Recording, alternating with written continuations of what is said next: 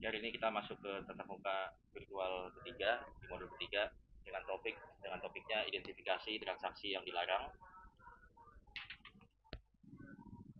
Di latar belakang, sebagaimana ya kita memiliki kewajiban untuk menaati seluruh prinsip dan juga norma syariah yang tentunya ini akan berkontribusi terhadap eh, aktivitas ya perekonomian dan juga keuangan secara umum.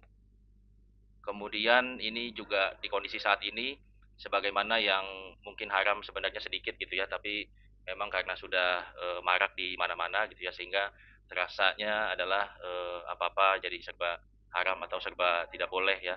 Nah, ini maka transaksi-transaksi yang bertentangan dengan syariah atau yang nanti akan berdampak terhadap rusaknya perekonomian harus kita pahami. Kemudian juga ini mengenai ancaman dan peringatan bagi pelaku bisnis, bahwasanya bisnis dalam kacamata syariah tidak hanya cukup untuk menghasilkan profit dalam jangka pendek, tapi juga beyond the profit, artinya kita harus memperhatikan juga kehidupan yang kekal gitu ya. Kemudian kita juga ada kewajiban untuk menegakkan keadilan dan juga menghapus kezoliman. Ini terkait dengan transaksi sesama manusia, idealnya entah itu transaksi perdagangan, sewa menyewa, bisnis kongsi berbagi hasil, idealnya kita harus berusaha sebisa mungkin untuk adil dan perlahan menghapus kezoliman.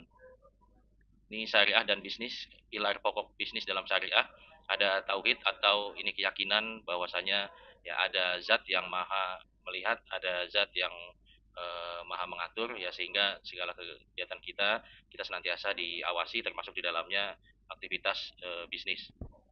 Kemudian syariat ya atau aturan main juga mengharuskan kita untuk berperilaku adil, seimbang, bebas dan juga kejujuran ya. Sebagaimana bebas yang dimaksud adalah sebagaimana kaidah fikih bahwasanya segala sesuatu hukumnya mubah ya, mubah artinya boleh gitu ya, apapun boleh kecuali hanya sedikit-sedikit saja yang dilarang, itu pun sebagai ujian dan itu pun hanya tentunya yang berpengaruh negatif gitu ya. Oke, tadi kalau ini mengenai kaidah fikih ya, kaidah fikih mengatakan kalau ibadah itu hukum asalnya haram sampai ada aturan yang mengatur ya atau yang membolehkan. Ya, jadi kalau misalkan dalam Islam ya, kalau kita tidak diperintahkan untuk sholat ya maka kita tidak perlu sholat gitu ya. Tapi karena diperintahkan ya, misalkan subuh 2 rakaat, zuhur 4 rakaat dan seterusnya sudah ditentukan, maka kita lakukan sesuai dengan perintah saja. Ya, kalau tidak diperintahkan maka hukumnya adalah haram gitu ya. Tidak boleh mengadakan ibadah yang baru gitu atau yang memang tidak diatur. Kemudian yang kedua, muamalah kaidahnya atau aturan mainnya adalah sebaliknya. Semuanya boleh, semuanya mubah, kecuali hanya yang dilarang saja oleh syariat atau oleh aturan. Ya. Sehingga makan boleh, minum boleh, ya kecuali minuman keras ya, kecuali hanya sedikit yang hewan-hewan yang dilarang gitu ya. Itu adalah kaitannya dengan muamalah. Kemudian ini ada konsepsi bisnis dan makosid syariah, di mana idealnya satu bisnis ya itu memiliki tujuan ya, tujuan-tujuan ataupun kaidah pokok dalam kehidupan. Jadi ada satu yang ingin kita tuju, termasuk salah satu caranya atau fasilitasnya adalah dengan berbisnis. Ya, jadi dalam berbisnis kita juga diperintahkan untuk menjaga agama, kemudian menjaga nafs, nafs itu hati ya, dan juga menjaga akal sehat, kemudian juga ada perintah menjaga keturunan, kemudian menjaga harta, menjaga lingkungan, dan menjaga kehormatan gitu ya. Ini tujuan-tujuan utama, terutama ini kaitannya dengan kita berbisnis gitu ya. Kemudian pedoman umum dalam transaksi, poinnya adalah terpenuhi seluruh rukun dan syaratnya. Kemudian aturan main lainnya atau pedoman lainnya adalah terhindar dari unsur maisir, goror, haram dan riba.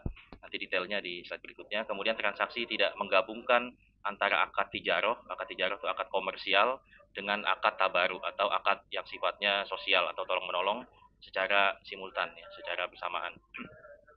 Kemudian terpenuhinya underlying aset dan transaksi. Ini juga sebagaimana catatannya ya, karena bank syariah dalam hal ini khususnya ada akad-akadnya, ada fatwa ulamanya di situ. Tidak hanya cukup sebatas di situ, tapi juga penting bagi kita untuk memahami bahwasanya ada alur yang harus diperhatikan, karena nanti ada alur yang terbalik ya dan lain sebagainya, itu akan menjadi transaksi yang batil gitu ya atau batal demi hukum. Kemudian transaksi yang tidak diubah karakteristik kas yang melekat ya, dari kontrak yang uncertainty menjadi certainty. Jadi dari kontrak yang sifatnya tidak pasti, misalkan berbasis bagi hasil, sehingga sifatnya tidak pasti gitu ya, karena harus menyesuaikan dengan pendapatan usaha, menjadi certain ya, menjadi pasti. Itu misalkan dengan menjadi jual beli gitu ya. Nanti detail untuk akad uncertainty dan certainty akan dipelajari di chapter berikutnya. Kemudian sebuah transaksi mengacu pada nilai dan prinsip, dalam hal ini aturan hukum utama ya dalam syariah adalah Al-Quran dan As-Sunnah. Ya, transaksi atau akad terlarang merupakan aktivitas muamalah yang bertentangan dengan nilai dan pedoman syariah. Dalam fikih, seluruh aktivitas muamalah yang dilarang dikategorikan dalam 3 bagian pokok. Yang pertama, terlarang karena mengandung unsur riba. Yang kedua, karena adanya unsur larangan, ya baik zolimi gitu ya, ataupun larangan lainnya. Yang ketiga, terlarang karena adanya dua harga dalam satu barang atau ta'aluk. Oke, larangan prinsip dalam transaksi maisir atau judi ya, itu kalau ada prinsip itu di dalam transaksi maka dilarang. Kemudian yang sifatnya maksiat ini juga dilarang. Kemudian yang sifatnya aniaya juga dilarang. Yang sifatnya goror atau ragu-ragu gitu ya, atau banyak unsur ketidakpastian di dalamnya juga dilarang. Kemudian yang haram tentu, kemudian riswah atau suap, dan juga riba. Oke, langsung kita masuk ke detail ya, transaksi-transaksi yang dilarang secara umum. Yang pertama ada maisir ya. Maisir artinya perjudian. Ya, maisir atau kimar ya, biasanya dua istilah ini sama gitu ya. Yang artinya adalah judi. Imam Ibnu Katsir ini adalah salah satu ulama salaf ya, ulama terdahulu yang fokus ilmunya mengenai tafsir Quran. Ini menyatakan bahwa kata maisir dalam Quran surat Al-Maidah ayat 90 artinya sama dengan kimar ya. Kemudian adapun undian yang identik dengan judi, bahasa Arabnya adalah qur'ah, artinya secara bahasa adalah asam atau bagian, atau anasib atau andil, atau translasikan ke bahasa Indonesia menjadi nasib gitu ya. Kemudian ada lagi pendapat bahwasanya judi adalah setiap permainan yang mengandung taruhan dari kedua pihak. Ya, kemudian menurut pendapat lain bahwasanya judi adalah setiap permainan yang di dalamnya disyaratkan adanya sesuatu, dalam hal ini berupa materi yang diambil dari pihak yang kalah kepada pihak yang menang. Kemudian pendapat lainnya adalah judi adalah setiap permainan yang menimbulkan keuntungan atau ribhu ya bagi satu pihak, dan kerugian atau khosoroh kepada bagi pihak lainnya. Kemudian Yusuf Al-Qaradawi, ini ulama kontemporer ya, mengatakan dalam halal dan haram dalam Islam, mengatakan judi adalah setiap permainan yang mengandung untung atau rugi bagi pelakunya. Ya, dari definisi-definisi yang disebutkan tadi, maka di dalam judi terdapat 3 unsur utama, yaitu pertama adanya taruhan harta atau materi yang uangnya atau dananya biasanya berasal dari kedua belah pihak ataupun pihak-pihak yang ada di dalam perjudian ataupun aktivitas tersebut. Kemudian yang kedua adanya satu permainan yang digunakan untuk menentukan pihak yang menang dan pihak yang kalah. Kemudian yang ketiga, pihak yang menang akan mengambil harta, baik itu sebagian, seluruhnya, atau kelipatan sesuai dengan kesepakatan mereka, yang menjadikan taruhan. Kemudian pihak yang kalah akan kehilangan hartanya secara bersamaan. Ya, jadi ketika kita ada kondisi ya dengan memenuhi ketiga kaidah atau kondisi ini, maka ini bisa disebut dengan maisir atau judi gitu ya. Nah, ini contoh maisir adalah banyak yang kita temukan dalam kehidupan kontemporer kita sehari-hari, baik itu dalam konteks bisnis ataupun memang murni perjudian yang itu bisa di clear ya, bisa didefinisikan atau orang awam bisa paham. Tapi banyak juga yang orang awam tidak paham ya, tapi itu salah satunya termasuk perjudian ya. Ini atau biasa disebut dengan zero sum game. Ya, ketika ada satu pihak yang menang atau mendapatkan hadiah, secara bersamaan ada pula pihak yang dirugikan gitu ya, atau kalah dengan adanya proses pengundian ataupun skill permainan ya, ataupun natural events lainnya, atau taruhan bola ya, tebak-tebakan apa dan lain sebagainya, itu termasuk zero sum game ya. Sedangkan yang halal jelas ya, ada pihak yang diuntungkan, ya ada margin di situ ya. Nah, belum tentu pihak lain ya dia mengalami kerugian secara langsung ya. Oke, Oke, yang kedua adalah haram. Haram adalah lawan dari halal. Tentunya kita sudah banyak mengetahui untuk istilah ini. Ini diistilahkan sebagai ketentuan hukum yang dilarang, gitu ya. Kemudian tentu saja berdosa jika mengerjakannya dan kita dapat pahala apabila meninggalkannya. Kaidahnya seperti itu. Nah, haram ini dibagi lagi menjadi tiga secara garis besar. Ada yang dikatakan haram karena zatnya, ada yang dikatakan haram bukan karena zatnya tapi karena aktivitasnya. Kemudian yang ketiga karena akadnya tidak sah. Ya. Yang pertama ya haram zatnya ya ada makanan ya atau minuman yang memang itu diharamkan berdasarkan syariat khususnya syariat Islam itu berarti dinamakan haram karena memang zatnya ya mau transaksinya dia jual beli dengan cara yang halal gitu ya tapi kalau memang haram zatnya kalau yang dijual belikan adalah minuman keras gitu ya nah maka ini tentunya akan menjadi transaksi yang dilarang. Kemudian yang kedua haram selain zatnya. Ya, jadi dia defaultnya atau hukum asalnya mubah atau boleh.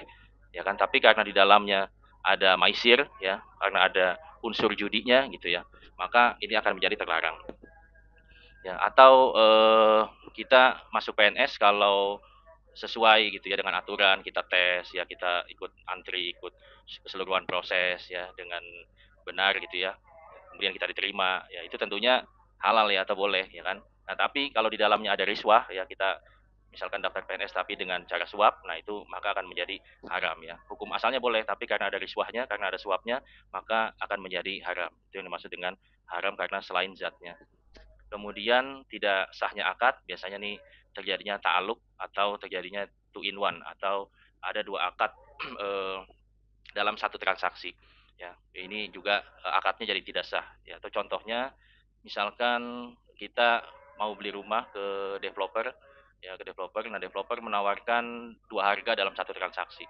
Ya, maksudnya adalah eh, developer mengatakan kalau anda ya nyicil selama 5 tahun gitu ya maka total harga atau total cicilan yang harus dibayar adalah 500 juta gitu ya tapi kalau nyicilnya 15 tahun maka menjadi dua kali lipatnya 1 miliar gitu misalnya nah ini yang dinamakan ta'aluk atau two in one ya ada dua kesepakatan di dalam satu transaksi ya, harusnya ada opsi di depan seperti itu boleh gitu ya tapi kita pilih salah satu yang mana yang mau kita ambil apakah yang 5 tahun apa yang 15 tahun tadi ya tidak boleh dua-duanya kita okekan gitu ya nanti lihat yang mana nah, itu termasuk salah satu penyebab tidak sahnya akad. Oke haram yang selain zatnya ini disebut juga dengan haram ligoirihi gitu ya yang di bagian sini. Kemudian ada transaksi yang ketiga yaitu tadlis atau penipuan. Ini secara definisi adalah transaksi yang mengandung satu hal yang tidak diketahui oleh satu pihak ya atau unknown to one party. Jadi ada informasi asimetris ataupun informasi yang tidak komplit gitu ya yang diperoleh oleh pihak counterpart kita ya.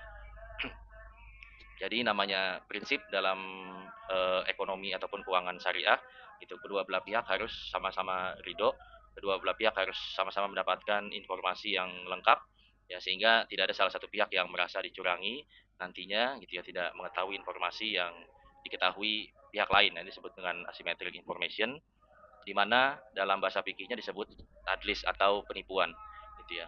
Dan kemudian ini dapat terjadi dalam empat hal. Pertama, dari sisi kuantitas, kemudian dari sisi kualitas, dari segi harga, dan dari segi waktu penyerahan. Contohnya, ya, misalkan dari sisi kuantitas adalah mengurangi takaran gitu ya. Mungkin ada pedagang buah, dia udah setting 1 kilo beli 1 kilo buah, padahal realnya itu masih kurang gitu ya, mengurangi timbangan. Itu juga apa yang menjadi apa namanya ancaman dalam Quran surat At-Taufifin gitu ya mengenai orang yang mengurangi timbangan. Kemudian dari sisi kualitas ya kita misalkan menyembunyikan cacatnya barang. Kita jual mungkin mobil bekas pernah kena banjir misalnya ya. Nah, tapi kita tidak mendisclose informasi itu kepada calon pembeli atau menyembunyikan cacatnya barang ada kerusakan yang memang itu apa material dan memang kita mengetahuinya ya idealnya itu juga harus di disclose ya dinyatakan ya.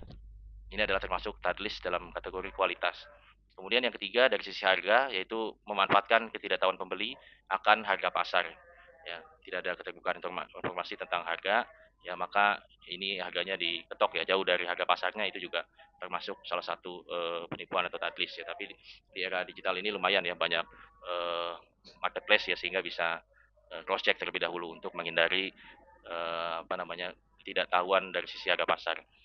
Kemudian yang keempat yaitu mengenai waktu, termasuk penipuan apabila menyanggupi ya waktu pengiriman yang padahal penjual itu sadar bahwa tidak akan mampu memenuhinya gitu ya. Jadi kalau memang SLA-nya 7 hari, ya katakan 7 hari, jangan bilang 2 hari, tapi padahal kondisinya penjual tersebut tahu bahwasanya tidak akan bisa mencapai janji tersebut.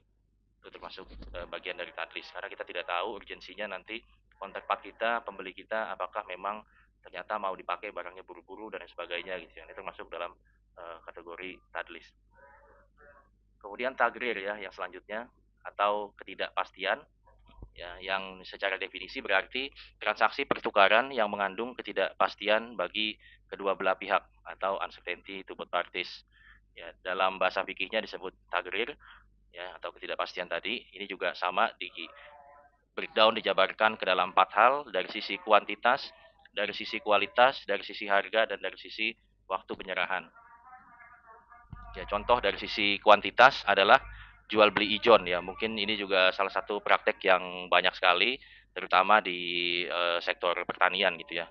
Kondisi Indonesia ini jual belinya jual beli ijon. Jadi misalkan contohnya eh, ya ada kita tanam pohon jambu di rumah gitu ya. Kita punya pohon besar, buahnya lagi musim banyak gitu ya. Nah, ada pembeli yang nawar tuh pohon kita. Ini nanti waktu saat panen dia katakan gitu ya. Ini saya beli deh semua 300.000 tuh satu pohon ya. Nah, ini termasuk jual beli ijon karena kita ya belum tahu berapa kuantitasnya, berapa kilo yang akan tumbuh dari pohon tersebut gitu ya. Nah, ini disebut dengan jual beli ijon ya. Belum ada barangnya sudah apa namanya sudah dipesan ya kecuali nanti ditimbang lagi per kilonya berapa gitu ya. Nah itu beda cerita ya. Tapi kalau langsung dipatok ya dan belum tahu secara belum bisa dikuantifisir, nah ini yang menjadi kategori jual beli ijon. Selanjutnya kualitas ya kualitas. Contohnya di sini jual beli anak sapi yang masih dalam perut induknya. Ya ini juga sapinya kondisinya belum lahir, masih dalam perut. Kita nggak tahu nanti dia lahir cacat atau tidak atau ada kondisi-kondisi lain, ada sakit apa gitu ya yang akan mempengaruhi kualitasnya. Nah, ini juga disebut dengan atau termasuk ke dalam tagrir ketidakpastian yang dilarang oleh syariat. Kemudian dari sisi harga adanya dua harga dalam satu akad sebagaimana contoh yang KPR tadi. Ya, kalau ditawarkan dua harga itu ya maka harus dipilih salah satunya sehingga yang terjadi adalah adanya satu harga dalam satu akad. Ya, kita harus pilih dulu ya jangan dua-duanya apa kita bersepakat dalam satu akad. Kemudian dari sisi waktu ya misalkan jual beli onta yang hilang gitu ya. Jadi kan belum jelas kapan ontaknya akan sampai ya. Atau dalam konteks kontemporer kekinian adalah delivery time-nya tidak pasti bagi kedua belah pihak ya, baik si penjual maupun pembeli belum bisa memastikan barang itu kapan terdeliver dengan baik sehingga di sini ada unsur ketidakpastian dari sisi waktu. Yang berikutnya adalah riswah, suap penyuap ini juga salah satu apa yang cukup banyak apa dalilnya atau literasinya di Al-Qur'an juga termasuk dosa besar, yaitu definisinya adalah memberi sesuatu kepada pihak lain untuk mendapatkan sesuatu yang bukan haknya gitu ya. Tadi contohnya misalkan seperti tes PNS gitu ya. Mungkin karena si A sudah nyuap ya atau ada ordal gitu kan, ada kesepakatan yang ditetapkan gitu ya, sehingga bisa masuk. Nah ini termasuk kategori riswah atau suap menyuap yang konsekuensinya ya bisa jadi akan bisa menzolimi pihak lain karena seharusnya yang menempati posisi tersebut harusnya si B gitu ya. Tapi karenanya suap tadi maka yang menempati jadinya si A gitu ya. Dan ini akan menjadi dosa jariah selama si A masih di tempat tersebut sehingga apa namanya transaksi suap menyuap termasuk yang dilarang gitu ya. Belum lagi misalkan sesepele untuk mempercepat antrian ya itu juga sama ya karena akan merugikan atau menzolimi orang yang harusnya dilayani dengan seimbang ya. Transaksi yang berikutnya yaitu ta'aluk ya atau terkait tergantung tadi yang kaitannya dengan transaksi itu in one tadi. Secara definisi merupakan transaksi muamalah yang tergantung dengan akad atau transaksi lainnya. Sebuah transaksi tidak dapat berjalan jika transaksi lain tidak dijalankan. Oke, jadi ada jika maka ya, jika ini maka ini gitu ya. Kemudian makna ta'aluk dalam syariah diartikan dalam tiga makna. Yang pertama, transaksi satu barang dengan dua harga. Kemudian transaksi tabaruk yang diikuti dengan akad tijarah dalam satu waktu sekaligus. Kemudian yang ketiga, transaksi yang tergantung dengan transaksi lainnya. Kayak contoh yang transaksi satu barang dengan dua harga seperti yang beli rumah tadi gitu ya. Nah, ini misalkan eh, ya ada contoh lain, si A menjual barang X harganya 120 juta secara cicil kepada si B gitu ya. Tapi ada syaratnya bahwa nanti kalau sudah dipindah tangankan ke pihak B, ya pihak B harus menjual kembali barang tersebut ke A lagi secara tunai ya sebesar 100 juta. Ya, transaksi di atas haram karena ada persyaratan bahwa A bersedia menjual barang X ke B asalkan B kembali menjual barang tersebut kepada A. Kemudian dalam kasus ini disyaratkan bahwa akad satu berlaku efektif ya jika ya kan. Nah, bila akad kedua dilakukan. Kemudian dalam terminologi fikih kasus di atas disebut sebagai bayi al-inah ya, atau jual beli bolak-balik. Jadi kalau kita lihat secara esensi aktivitas ini contohnya ya yang di slide ini adalah bagaimana dia mencoba mengelabui ya yang sebenarnya transaksinya yang mengandung unsur selain taluk juga berkonsekuensi terhadap adanya aktivitas riba ya. Sebenarnya si A yang menjual barang seharga 120 juta ya cicil kepada B ya tapi si B harus jual lagi ya seharga 100 juta. Sebenarnya ini aktivitasnya mau pinjam meminjam cuman ada bunga ya tapi mengelabui dengan ya cara pura-pura beli barang dan dengan ada syarat ya. Ya, kecuali nggak tanpa syarat gitu ya. A menjual barang ke B 120 juta ya kapan-kapan waktu lagi ternyata ya si A suka lagi sama ininya ya barangnya ya tanpa dilaksanakan dalam satu akad ya atau memang bukan untuk mengelabui tujuannya itu beda cerita ya tapi kalau dalam konteks ini ya ini bahwasanya akan mengelabui jual beli ya sebagaimana kalau cerita waktu ini ya waktu Yahudi ya dilarang untuk menangkap ikan di hari Sabtu gitu ya di hari Sabtu karena banyak ikannya di situ diuji ya orang-orang Yahudi kemudian mereka mengelabui atau mengakali Tuhannya dengan menaruh jala di hari Jumatnya gitu ya kurang lebih seperti itu dan diambil di hari Minggunya ya, ya secara zohir mereka benar ya karena tidak tidak mengambil ikan dari Sabtu tersebut ambilnya kan dari Minggunya tapi pasang jala di hari Jumatnya. Nah ini adalah salah kias ya atau contoh yang sama-sama dalam konteks mengelabui yang ini dilarang oleh syariat. Kemudian juga ini menyebabkan bayi al-inah atau jual beli bolak-balik ya. Jadi dalam satu transaksi ya barang tadinya punya A ya ada jual beli pindah kepemilikan ke pihak B, kemudian dibeli lagi untuk menghalalkan transaksi. Nah ini dilarang gitu ya karena bayi al-inah jual beli bolak-balik yang tadi kaitannya dengan untuk mengelabui. Kemudian riba ini juga yang mungkin 5 tahun 10 tahun belakangan cukup viral gitu ya, banyak dibicarakan di mana-mana termasuk di media sosial. Ini secara etimologi artinya adalah tambahan atau ziyadah atau tumbuh atau numu ya. Kemudian secara terminologi bahwa riba merupakan segala macam tambahan dalam pertukaran sesama emas ya dan perak atau uang dan seluruh bahan makanan pokok tanpa adanya kompensasi atau pengganti atau padanan real yang dibenarkan syariah. Ini barang-barang ribawi menurut mayoritas ulama ada 6 komoditas ya yang diantaranya adalah emas dan perak atau saat ini dikiaskan dengan uang ya walaupun yang lalu ada bahasan tersendiri uang dalam syariah gitu ya. Kemudian gandum, tepung, garam dan kurma. Ini adalah jenis barang-barang eh, ribawi gitu ya. Kemudian riba ini ya dibagi menjadi 4 yang mungkin kita tahunya kalau rentenir ya itu riba gitu ya. Minjem 100.000 pulangin 200.000. Kemudian kalau telat ada penalti yang berkali lipat lagi ya jangka waktunya cepat ya kemudian nagih ke rumah marah-marah dan sebagainya ngancam. Nah kita tahunya itu riba gitu ya. Nah tapi secara teoritis gitu ya dibagi menjadi 4 jenis. Yang pertama ada riba fadl, contohnya tukar menukar ya emas dengan emas, perak dengan perak, beras dengan beras, ya gandum dengan gandum dan sebagainya yang termasuk ke dalam ya uang ataupun juga bahan makanan pokok yang dilarang gitu ya. Nah ini contoh tukar menukarnya tapi dengan gramasi atau dengan eh, berat yang berbeda gitu ya. Nah ini dilarang oleh syariah karena benda-benda tersebut yang disebutkan ini adalah termasuk benda-benda ribawi. Kemudian ada riba qard ini yang lazim di masyarakat kita. Contohnya Andi minjam uang 25.000 kepada Budi, ya tapi Budi balikinnya harus 30.000. Maka yang 5.000-nya adalah bunga atau disebut dengan riba qard ya. Riba karena ada qard, ada aktivitas talangan ya, talangan yang harusnya sifatnya sosial qard gitu ya, kasih talangan pinjaman gitu ya. kalau bisa kasih keringanan dan sebagainya gitu ya. Nah, ini malah dikenakan bunga, ini termasuk yang dilarang. Kemudian ada ribayat, yaitu berpisah dari tempat sebelum timbangan diterima.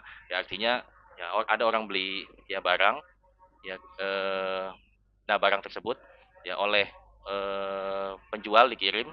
Nah, ini belum sampai kepada pembeli barangnya gitu ya. Tapi sudah dijual lagi kepada orang lain, atau kalau gampangnya contohnya kita apa seperti makelar gitu ya.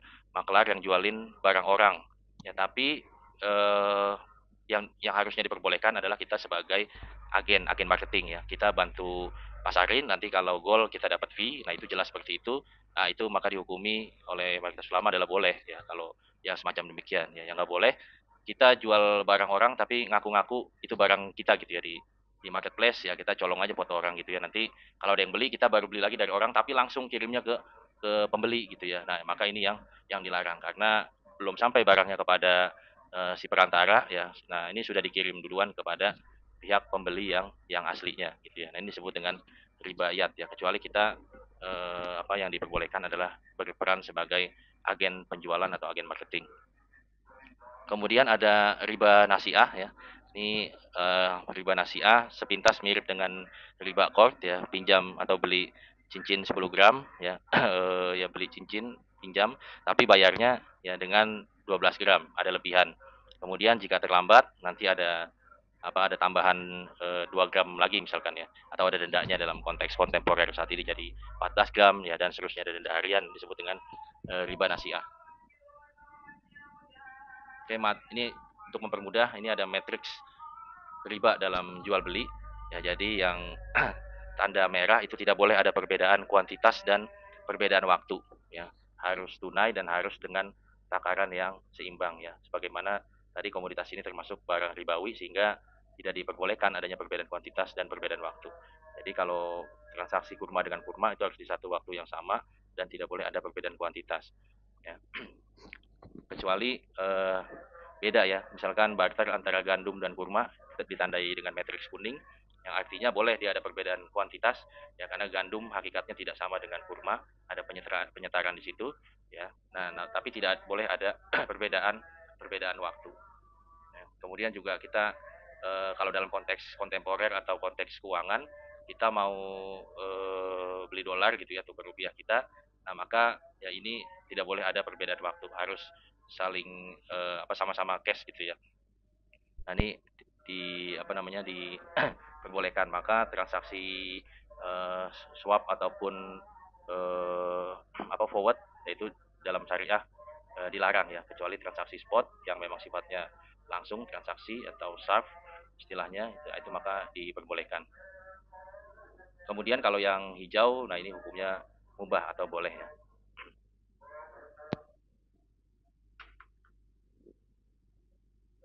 Transaksi yang dilarang berikutnya adalah ikhtikar atau manipulasi supply. Secara definisi adalah upaya mengambil keuntungan di atas keuntungan normal dengan menjual lebih sedikit ya untuk dapat harga yang lebih tinggi. Jadi jualnya sedikit-sedikit gitu ya, cenderung menimbun agar bisa dijual dengan harga yang lebih tinggi. Nah, ini rekayasa pasar dalam supply terjadi bila seorang produsen atau penjual mengambil keuntungan di atas keuntungan normal, tapi dengan cara dia mengambil atau menimbun supply agar harga produk yang dijual naik ya, sebagaimana hukum supply demand. Kalau ada kelangkaan otomatis demandnya harganya akan naik. Ini dalam istilah fikih dia mengambil keuntungan karena adanya manipulasi supply atau kita nimbun, kita stok barang yang mungkin berkebutuhan untuk kemaslahatan ya halayak ramai gitu ya. Nah, maka ini disebut dengan ikhtikar. Ikhtikar juga biasanya dilakukan dengan membuat entry barrier, artinya menghambat produsen atau penjual lain masuk ke pasar. Jadi dia berusaha untuk memonopoli gitu ya, agar menjadi pemain tunggal di pasar. Ya, entah dengan aturan-aturan yang ketat, legalitas yang susah dipenuhi kah, atau dengan modal awal yang harus besar. Nah, ini termasuk salah satu upaya-upaya untuk membuat ya batasan untuk masuk ke dalam satu usaha. Kemudian karena itu biasanya orang menyamarkan ikhtikar dengan monopoli dan penipuan ya, menyamakan ikhtikar dengan monopoli dan penipuan. Padahal tidak selalu yang monopolis melakukan ikhtikar. Nah, juga setiap penimbunan itu adalah ikhtikar. Nah, Bulog juga melakukan penimbunan, tapi bedanya dia bukan untuk mengambil keuntungan yang di atas normal atau rekayasa supply, tapi justru kaitannya atau konteksnya untuk menstabilkan harga dan pasokan untuk menjaga keseimbangan antara supply dan demand. Kemudian ikhtikar atau manipulasi dalam konteks supply ini terjadi bila syarat-syarat di bawah ini terpenuhi.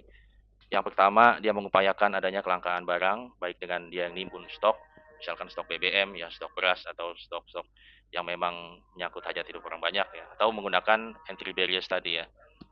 Kemudian syarat kedua adalah menjual dengan harga lebih tinggi dibandingkan harga sebelum muncul kelangkaan. Jadi ada margin di situ, selisih ya antara barang sebelum kondisi langka dengan barang setelah langka. Kemudian syarat yang ketiga, mengambil keuntungan yang lebih tinggi dibandingkan keuntungan sebelum komponen 1 dan 2 dilakukan. Yang keempat, barang yang dijadikan objek ikhtikar itu ya apalagi ya merupakan public commodity ya untuk memenuhi basic need hajat hidup orang banyak. Memang di perputarannya cepat ya untuk kebutuhan pangan ya biasanya ya identik dengan basic need dan komoditi gitu, public commodity. Kemudian ada buy najasi atau manipulasi demand ya, manipulasi demand. Secara definisi ini buy najasi adalah upaya mengambil keuntungan di atas keuntungan normal dengan menciptakan permintaan palsu. Ya, tadi di sisi supply yang dimanipulasi, kalau ini di sisi demand, di sisi permintaan yang dimanipulasi, ya di mana penjelasannya rekayasa pasar dalam demand terjadi bila seorang produsen atau pembeli menciptakan permintaan palsu, seolah-olah ada banyak permintaan terhadap satu produk sehingga harga jual produk itu akan naik, ya seolah-olah banyak yang beli gitu ya, bahkan sampai ada harus bikin rating fiktif kah, harus bikin jumlah pembelian fiktif ya, atau yang kaitannya dengan keuangan, biasanya ini terjadi dalam bursa saham ya, menggoreng saham, atau di bursa falas kaitannya dengan mata uang. Ya ini juga sering terjadi, seolah-olah demand-nya akan banyak, digoreng dengan berita-berita, ya digoreng dengan proyeksi-proyeksi, ya sehingga menimbulkan manipulasi permintaan ya, sehingga banyak orang yang beli atau harganya akan naik ya karena adanya berita ya ataupun kondisi-kondisi yang digoreng tadi. Kemudian yang cara yang ditempuh bisa bermacam-macam, mulai dari menyebarkan isu, melakukan order pembelian tadi ya, sampai benar-benar melakukan pembelian pancingan agar tercipta sentimen pasar untuk ramai-ramai membeli saham ya ataupun kaitannya dengan falas ya tadi atau mata uang tertentu. Nah, bila harga sudah naik sampai level yang diinginkan, maka yang bersangkutan ya akan melakukan aksi ya ambil untung dengan melepas kembali saham ataupun mata uang yang sudah dibeli sehingga ia akan mendapatkan untung besar. Ya, jadi dia beli pas harga murah, kemudian ya dia punya banyak di situ kepemilikan ataupun bahkan dia mayoritas di situ. Ya kemudian belinya dengan harga murah, digoreng, harganya jadi naik, ya kemudian dijual, ya jual kembali sudah laku banyak gitu ya. Nah, dia exit ya, udah dibeli banyak exit, ya kemudian ke depan nggak tahu lagi ya harganya bisa jadi ya boleh jadi langsung turun atau kembali seperti semula. Nah, ini ketika ada kondisi ini disebut dengan buy najasi atau manipulasi demand. Kemudian najasi ini terjadi bila memenuhi syarat di bawah ini. Pertama, memanipulasi permintaan dengan menawarkan fitur produk yang tidak sesuai dengan kenyataan ya. Harusnya fiturnya ABC ya, tapi ya seolah-olah ada ABCDE, seolah-olah sangat canggih sehingga bisa memanipulasi demand yang nanti dampaknya akan berpengaruh juga terhadap harganya akan naik gitu ya. Kemudian manipulasi dengan melebih-lebihkan kualitas atau fitur produk dan juga bisa dengan melemahkan atau black campaign terhadap produk yang lain ya, produk pesaing. Kemudian yang ketiga, komunikasi yang dibangun dalam praktek najasi ini dilakukan secara full disclosure ya. Jadi semuanya fitur-fiturnya tadi gitu ya. Misalkan ada satu HP gitu ya, itu dinyatakan gitu ya, disampaikan secara penuh gitu. Walaupun yang disampaikan tidak sesuai dengan faktanya. Harusnya faktanya ABC tadi ya, tapi disampaikan adalah ABCDE gitu kan. Dan kalau dilakukan tidak secara full disclosure, ada yang ditutup-tutupi kekurangannya atau cacatnya kah gitu ya. Dan akan ini merugikan konsumen. Nah, kalau demikian maka ini termasuk kategori tadlis karena adanya asymmetric information atau ada kondisi-kondisi atau fitur yang tidak tersampaikan atau mungkin secara sengaja disembunyikan oleh penjual ya, maka itu disebut dengan tadlis atau penipuan Ya, tapi kalau sudah disampaikan semua tapi berlebih, itu termasuk dalam kategori najasi atau manipulasi demand. Nah, itu bedanya dengan kondisi tadlis ya. Oke, demikian ya pengantar materi di pertemuan yang ketiga di tatap muka virtual yang ketiga di mata kuliah Bank Syariah. Silakan apabila ada yang ingin ditanyakan atau didiskusikan.